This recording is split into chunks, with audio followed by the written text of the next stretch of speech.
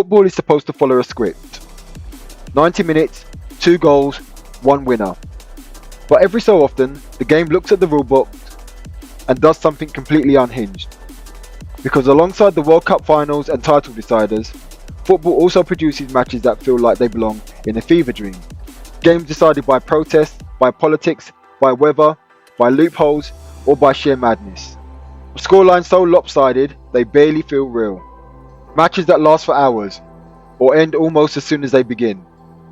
And games that stop being about football altogether. Even at international level, from controversial officiating to extraordinary scorelines, including Australia's winning an international by 31 goals. Football has repeatedly shown that logic is optional. Some of these matches became legends, some became scandals, and some were quietly buried, whispered about, rather than celebrated. So in this episode of Football Central, we're diving into football's strangest matches. Games shaped by conditions, controversies, protests, myths, and moments where the sport briefly lost control of itself. So, please don't forget to like and subscribe, share, and hit the bell. This isn't about the greatest games ever played. It's about the ones that make you stop and say, how did that happen? Okay, let's get into it. Football's strangest matches. Juventud Alianza versus General Paz Juniors 2009-2010. Some matches produce goals, some produce drama. And then there's the 2009-2010 Torneo Argentino B clash between Juventud Alianza and General Paz Juniors. A game that quietly took place in the lower leagues of Argentina and ended up creating one of the most extraordinary penalty shootouts the sport has ever seen. The two sides met in the Apertura qualifying round, fighting for a place in the Ronda final, the stage that decides the promotion hopes.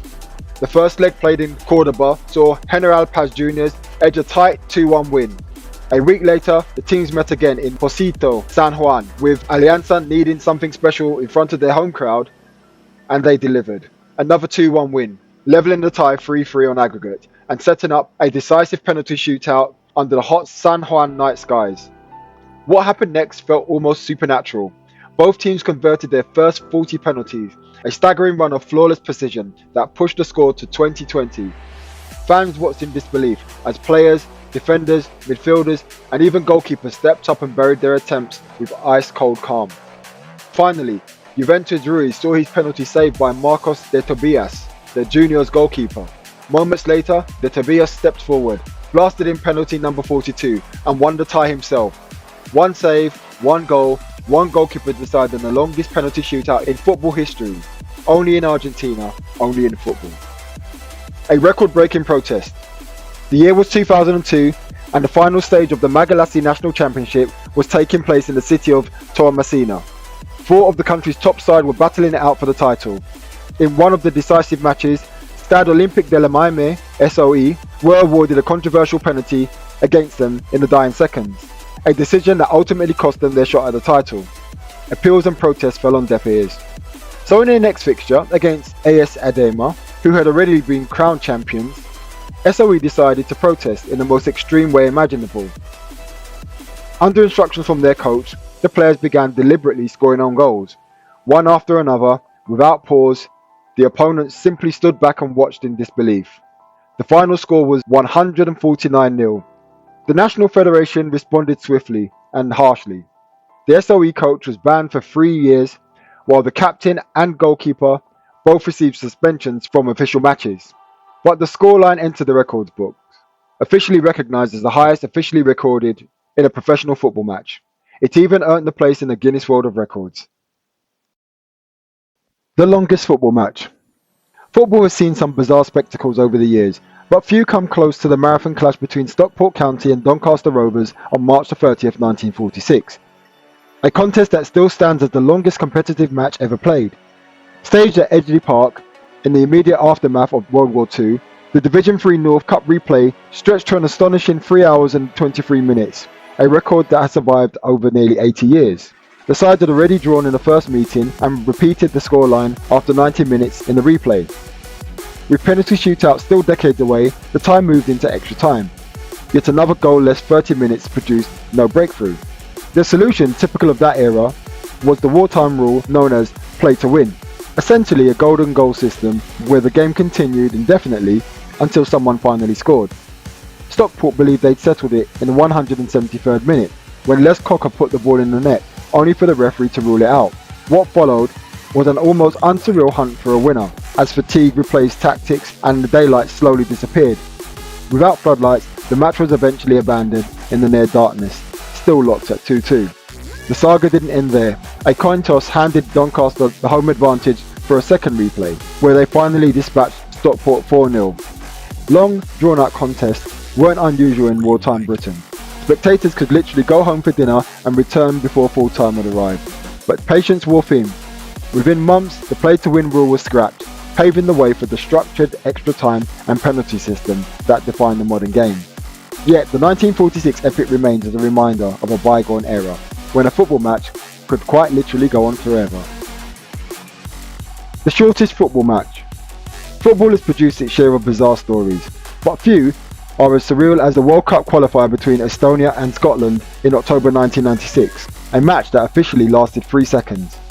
Played or barely played at the Kadrioru Stadium in Tallinn, it has since become legendary under the nickname One Team in Tallinn. The chaos began the day before the game, when Scotland manager Craig Brown raised concerns about the temporary floodlights, which he felt were nowhere near international standard. FIFA agreed and shifted the kickoff from evening to afternoon. Estonia, furious at the unilateral change and convinced their preparations had been undermined, refused to turn up in protest. So when the afternoon arrived, only one team walked out: Scotland. Around 800 travelling supporters, still in good spirits, watched their players line up for what felt like theatre rather than sport. Referee Miroslav Roderman blew the whistle to start the match. Scotland tapped the ball forward and then 3 seconds later blew up again to abandon it. With no opposition on the pitch, there was no contest to continue. Despite Scotland technically fulfilling all requirements, FIFA declined to award a default 3-0 win. Instead, they ordered a replay on neutral ground.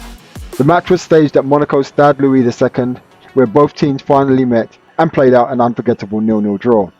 For players like Ali McCoist, who featured in the rescheduled match, the entire episode remains equal parts absurd and amusing. And for the rest of the football world, the 3-second match stands as perhaps the strangest international game ever recorded. The Christmas Truce. The Christmas Truce of 1914 has become one of the most famous and mythologized events of the First World War. Often remembered for images of soldiers from opposing sides shaking hands and playing football in no man's land, the reality, whilst less cinematic, was remarkable nonetheless. Late on Christmas Eve, British soldiers of the Expeditionary Force heard German troops singing carols and patriotic songs. Lanterns and small fir trees appeared along the German trenches, and soon messages were being shouted across the mud and barbed wire. On Christmas Day, soldiers cautiously met in no man's land. They exchanged gifts, took photographs, and in some locations played informal games of football. They used a ceasefire to bury the dead and repair trenches and dugouts. The truce, however, was not universal. In many sectors the fighting continued and casualties still occurred. Some officers from both sides feared the ceasefire could undermine discipline and morale. After 1914, military commanders worked hard to prevent similar truces. Despite this, isolated ceasefires did occur later in the war. In quiet sectors, a system known as live and let live sometimes allowed brief pauses in hostilities, giving soldiers a chance to gather their dead or repair positions. The Christmas truce remains as a powerful symbol of humanity and camaraderie amidst the horrors of war. The Death Match. Football has produced legendary matches, iconic scorelines and unforgettable underdog stories, but few have been wrapped up in as much myth, tragedy and political weight as the game later known as the Death Match. Played on August the 9th, 1942 in Nazi-occupied Kiev, this wasn't just a football match, it became a symbol of resistance, propaganda and decades of misunderstood history. The team at the centre of it all was FC Start, a side formed from Ukrainian workers at Bread Factory No. 1, many of whom had once been professional football players for Dynamo Kiev and Lokomotiv Kiev, before the occupation forced them into labour. Despite the harsh conditions, the players found their way back onto the pitch, organising friendly matches that quickly became a rare source of pride for locals living under German rule. On the 6th of August, start stunned the German military team Flakelf, winning 5-1. A rematch 3 days later at Zenit Stadium, now Start Stadium, drew around 2,000 spectators. Under the gaze of German officers, Start won again, this time 5-3. After the war, Soviet historiography transformed the match into a heroic tale of defiance, claiming the players were arrested and executed for humiliating their occupiers. But later research showed that the truth was far more complex. Some Start players were killed during the occupation, but not because of the football match itself. In the end, the death match stands not as a neat propaganda story, but as a human one, where football briefly lit up one of history's darkest moments. Benashadi versus Basanga, 1998. During a match between Benashadi and Basanga in the Democratic Republic of Congo, a forked lightning bolt reportedly struck the pitch and killed all 11 Benashadi players instantly. Another 30 people have been treated for burn injuries. Locals accused witchcraft and a curse being responsible for the deaths, but the incident had not been officially confirmed or denied. The alleged incident occurred during a match in the eastern province of Kasai. According to the reports, Benashadi was leading the match 1-0 when the incident happened. The lightning bolt reportedly struck the pitch during a heavy thunderstorm. All 11 Benashadi players fell to the ground, motionless. It was a horrifying and surreal sight for the spectators and the opposing team, Basanga. The incident shocked the football community and the world at large. Many people couldn't believe exactly what had happened and questioned the possibility of a single lightning bolt killing all 11 players instantly. Some locals attributed the incident to witchcraft or a curse being placed on the Shadi team, whilst others believed it was just a freak of natural occurrence. However, the cause of the incident was never officially confirmed or denied, leaving the event shrouded in mystery. The incident also raised concerns about the safety of players and spectators during football matches. Lightning strikes are a rare but dangerous phenomenon that can occur during thunderstorms. It's essential to have proper safety measures in place to prevent such incidents from happening again. It's unclear what safety measures were in place during the match between Benashadi and Basanga, but the tragedy serves as a reminder of the importance of safety in football and all sporting events. Women's Naked Soccer European Championship. In June 2013, Berlin hosted the most eyebrow-raising football event in recent memory, the Women's Naked Soccer European Championship at the Palais AM Funkturm. The tournament featured 4 small-sided teams with playful national identities, competed under a headline-grabbing rule. Every goal conceded meant removing a piece of clothing. Once both teams were completely stripped, the match carried on for a short final spell, blending sport stage with spectacle. The organisers promoted it as a mix of fun, art and liberated expression, tapping into Germany's long-standing comfort with nudity. But the reaction outside the venue told a different story. Feminist groups protested, arguing the event reduced women's sport to erotic entertainment. Local politicians also criticised the marketing, especially after a porn star appeared in promotional imagery, calling it inappropriate and disrespectful. Ultimately, the championship became less about football and more about the discussion it sparked. A clash between those who saw playful performance and those who saw exploitation. As a brief controversial footnote in football culture, it highlighted how easily spectacle can overshadow the sport itself. Which goal are we attacking again? The year was 1994, the Caribbean Cup. At the time, FIFA had introduced the golden goal rule, meaning that a goal scored in extra time would count as 2. In the decisive match of Group A, Barbados faced Grenada. To progress from the group, Barbados had to win by a margin of at least 2 goals. Grenada, meanwhile, could afford to lose, but only by a single goal difference. With 5 minutes left on the clock, Barbados were leading 2-1, but that wasn't enough. They needed a 2-goal margin to go through. So in an extraordinary twist, the Barbados players deliberately scored an own goal to level the match 2-2 and force extra time, where they could take advantage of the golden goal rule. With the scoreline even, chaos truly erupted. Grenada, realising the situation, now tried to score, in their own net too. Barbados in response began defending both goals, theirs and Grenada's, in a bizarre tactical standoff. The pitch turned into a theatre of madness. Eventually the whistle blew, full time was up. In extra time Barbados scored the golden goal. which under the rules counted as 2, giving them the required margin and sending them through to the next round. Soon after, the golden goal rule was quietly scrapped.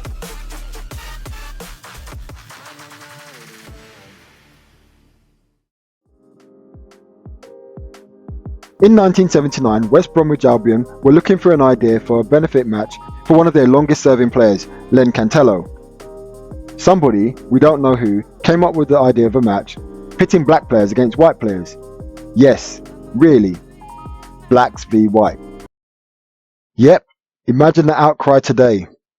People will be losing their In May 1979, what seemed like a light-hearted testimonial match for West Bromwich Albion's Len Cantello became a deeply symbolic and controversial moment in British football.